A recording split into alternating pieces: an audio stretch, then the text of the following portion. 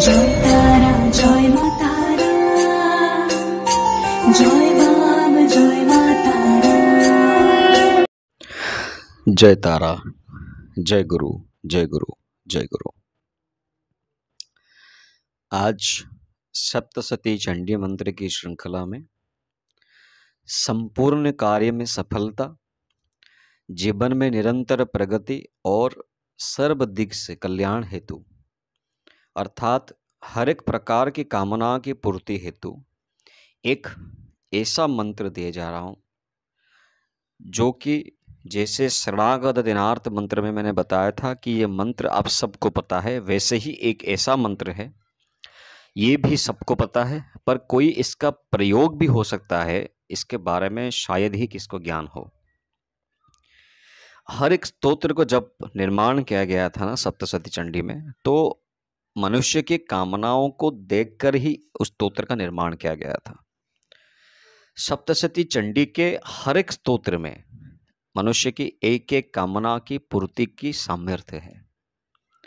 उसी श्रृंखला में एक स्तोत्र ऐसे दे जा रहा हूं, एक ऐसा मंत्र बताऊंगा जिससे कार्य में सफलता, मतलब अगर आप कुछ कार्य कर रहे हैं, कार्य का मतलब है आपकी जॉब से नहीं है, इसका मतलब कार्य का मतलब है आप कुछ नूतन रूप से कोई अनुष्ठान करना चाहते हैं, कोई अपने लिए या दूसरे के लिए कोई बड़ा एक ऑर्गेनाइजेशन करना चाहते हैं, कंपनी खड़ा करना चाहते हैं, व्यवसाय करना चाहते हैं, तो उसी सिलसिले में अगर आप नौकरी करते हैं तो भी ये भी तो वो वहाँ पर भी इसका प्रभाव आएगा। अगर निरंतर आप नौकरी में प्रगति चाहते हैं, प्रमोशन चाहते हैं, सर्वाधिक रूप से आर्थिक प्रगति चाहते हैं और चाहते हैं कि आप जीवन में निरंतर कल्याण प्राप्ति हो और माँ की कृपा से हो, तो ये स्तोत्र आपके लिए बहुत ही कारीगर साबित होने वाला है। तो इसका अनुष्ठान कैसे करेंगे, पहले मैं आपको ये बता दे रहा हूँ। अनुष्ठान विधान लिख लीजिएगा। ये अनुष्ठान का प्रारंभ शुक्रवार से ही होगा। तो शुक्रवार की रात्रि को आप दुर्गा जी की पूजा कीजिए। दुर्गा माँ का शांत स्वरूप का जो स्वरूप होगा उसी का पूजा कीजिए और उनको निवेदन कीजिए कि माँ, मेरे ये कार्य, जिस कार्य के लिए आप संकल्प करना चाहते हैं, कार्य में सफलता दीजिए, आर्थिक प्रगति दीजिए, या सर्व कल्याण के लिए या सर्व दिग से कल्याण के लिए मैं आपकी स्तोत्र की अनुष्ठान कर रहा हूं, आप मुझे कृपा कीजिए। ये संकल्प पहले कर लीजिए माँ के सामने। और संकल्प की विधि क्या होगा, मैंने अपने पूर्व वीडियो में भी बताया था, बहुत ही साधारण रूप से करना है। माँ को पंचोपचार रूप से पूजा करना है, उनके सामने मिठाई का प्रसाद रखना है, फिर संकल्प ले लीजिए और सारा कार्य रात के 10 बजे के बाद आपको करना है।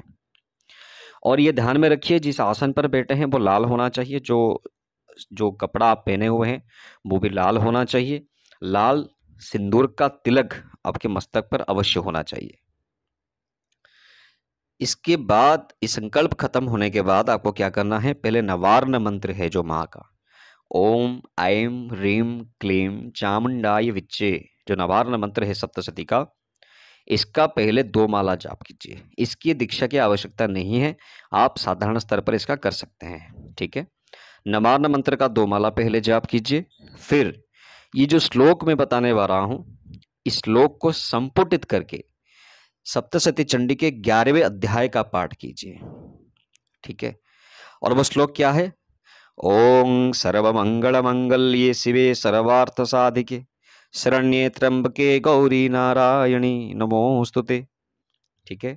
ये स्तोत्र को 11वें अध्याय के हर एक स्तोत्र के साथ, श्लोक के साथ संपुटित कीजिए। पहले ये मंत्र, फिर 11वें अध्याय का पहला श्लोक, फिर से ये मंत्र, इसको संपुटन कहा गया है।